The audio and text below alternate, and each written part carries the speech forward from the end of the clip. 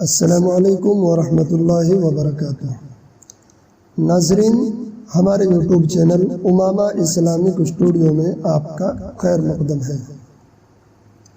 آج ہم ایک اہم موضوع پر ایک چھوٹی سی ویڈیو لے کر آپ کی خدمت میں حاضر ہوئے ہیں۔ ویڈیو شروع کرنے سے پہلے آپ سے گزارش ہے کہ اگر آپ ہمارے چینل پر نئے ہیں تو چینل کو سبسکرائب کر کے بیل آئیکن کو ضرور دبائیں۔ ویڈیو اگر پسند آئے تو لائک کیجئے گا اور اپنے دوستوں کو بھی شیئر کیجئے گا۔ تفسیر مظہری کے اندر مسند ابو یعلا کے حوالے سے حضرت جبیر بن مطعم رضی اللہ تعالیٰ عنہ کی ایک روایت ہے۔ حضرت جبیر رضی اللہ تعالیٰ عنہ نقل فرماتے ہیں کہ رسول اللہ صلی اللہ علیہ وسلم نے ارشاد فرمایا، جبیر، کیا تجھے یہ بات پسند ہے کہ جب تو سفر میں ہو تیری حیثیت سب ساتھیوں سے اعلیٰ ہو، تیری پوزیشن سب ساتھیوں سے اچھی ہو اور تیرے پاس زاد راہ سب سے زیادہ ہو؟ میں نے عرض کیا، جی ہاں حضور، میرے ماں باپ آپ پر قربان۔ تو آپ صلی اللہ علیہ وسلم نے ارشاد فرمایا، یہ 5 سورتیں پڑھا کرو، سورۃ الکافرون اور سورہ اذا جاء نصر اللہ والفتح، قل هو اللہ احد، قل اعوذ برب الفلق اور قل اعوذ برب الناس۔ ان 5 سورتوں کو اس طرح پڑھا کرو کہ بسم اللہ سے شروع کرو اور ہر سورت کے شروع میں بسم اللہ پڑھو۔ 5 سورتیں پڑھنے کے بعد ایک مرتبہ آخر میں بھی بسم اللہ پڑھو۔ میں پڑھ کر آپ کو بتا دیتا ہوں، اس طرح پڑھیں۔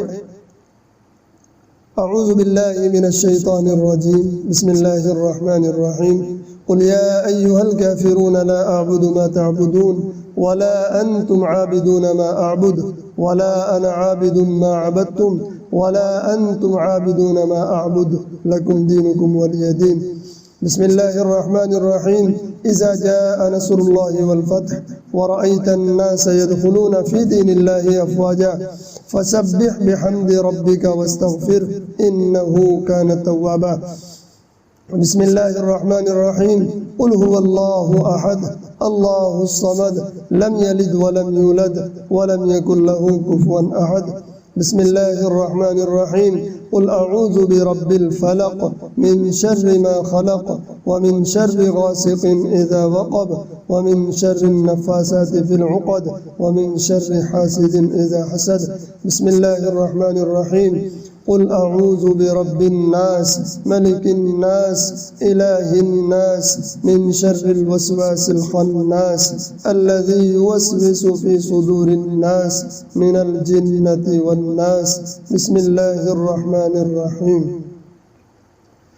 تو میں نے یہ طریقہ آپ کو پڑھنے کا بتایا ہے، آپ قرات شاید مجھ سے اچھی جانتے ہوں اور مجھ سے اچھا پڑھ سکیں۔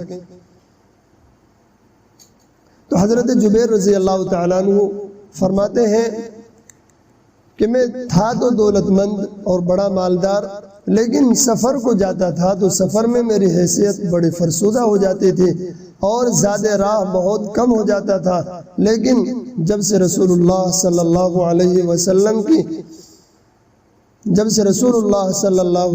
وسلم نے مجھے ان سورتوں کی تعلیم دی اور میں نے ان کو پڑھا، سفر میں میری حیثیت سب سے اعلیٰ ہونے لگی اور زاد راہ سب سے زیادہ ہونے لگا اور سفر سے واپسی تک میری یہی حالت رہتی تھی۔